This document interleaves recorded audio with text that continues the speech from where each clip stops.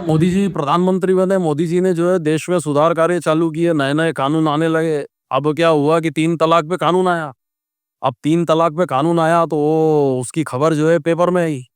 अब पेपर में खबर जिस दिन आई साहब, उस दिन पत्नी जो है बड़े बारीकी से वो है पेपर पढ़ रही है। इधर पेपर पढ़ रही है और इधर मेरे को देख रही है, पेपर पढ़ रही है, मेरे को देख रही है। मैंने कहा यार आज इसको क्या हो गया।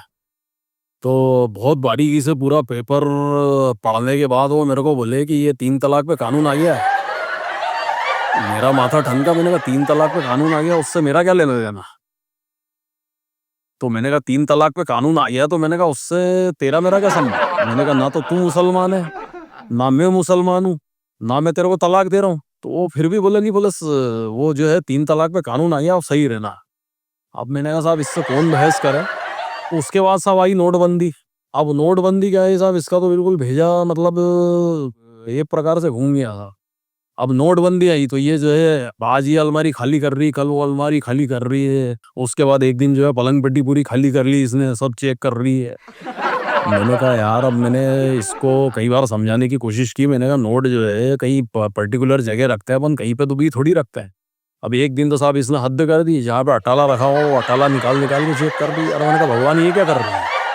अरे बोले तुम भुलक्कड़ हो, तुम बीच में मत बोलो, बोले हो सकता तुमने यहाँ रखती हो। मैंने कहा अब इससे कौन बहस करे यार।